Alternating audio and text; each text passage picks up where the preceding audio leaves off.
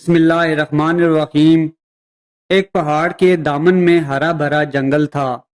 اس جنگل میں ہر قسم کے جانور پائے جاتے تھے۔ اسی جنگل میں ایک گدھا اور لومڑی بھی رہتے تھے۔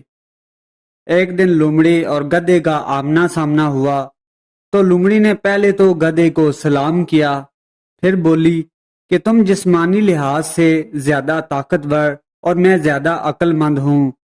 اگر ہم دونوں مل کر رہیں اور ایک دوسرے کی مدد کریں تو کیسا رہے گا؟ چنانچہ طے پایا کہ مصیبت کے وقت ایک دوسرے کے کام آئیں گے۔ اسی دوستی کے معاہدے پر دونوں بہت خوش ہوئے۔ کچھ دنوں بعد وہ دونوں جنگل میں کہیں جا رہے تھے کہ انہوں نے اچانک شیر کے دھاڑنے کی آواز سنی۔ شیر شاید اس طرف آ رہا تھا۔ خطرہ محسوس کر کے وہ بھاگنے لگے۔ ابھی وہ زیادہ دور نہیں گئے تھے کہ دونوں ایک گڑھے میں جا گرے، جو شاید کسی نے ہاتھی کو پکڑنے کے لیے اس گڑھے کو پتوں اور شاخوں سے ڈھانپ دیا تھا۔ گدھے نے لومڑی سے کہا، اب کیا کریں؟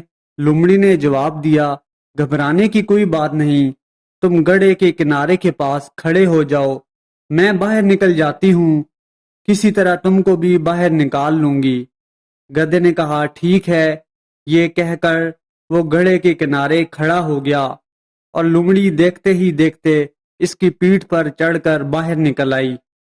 مگر اس نے دیکھا کہ شیر ذرا دور اس کے سامنے موجود ہے۔ بھاگنے اور جان بچانے کی جب کوئی صورت سمجھ میں نہ آئی تو وہ شیر کے سامنے جھک گئی اور کہنے لگی، آپ کا سایہ ہم پر قائم رہے۔ آپ تو جنگل کے بادشاہ ہیں، ہم تو آپ کی رعایا ہیں۔ رعایا کا فرض ہے کہ وہ بادشاہ کی ضروریات کا خیال رکھے۔ جب مجھے پتا چلا کہ آپ نے صبح سے ناشتہ ہی نہیں کیا تو میں نے ایک موٹے تازے گدھے کا بندوبست کر دیا۔ آپ میرے ساتھ آئیں تاکہ خود اپنی آنکھوں سے میری وفاداری دیکھ سکیں۔ شیر دھاڑا، گدھا کہاں ہے؟ مجھے بہت بھوک لگی ہے۔ لومڑی شیر کو اس گڑھے تک لے گئی جس میں گدھا موجود تھا۔ شیر نے دیکھا کہ گدھا تو اس گڑھے سے باہر نہیں نکل سکتا، پھر کسی وقت اس کو کھا لوں گا۔ اس خیال کے آتے ہی وہ لومڑی پر جھپٹا اور دیکھتے ہی دیکھتے اس کو چیڑ پھاڑ کر کھا گیا۔ چند روز بعد شیر نے گدھے کو بھی کھا لیا۔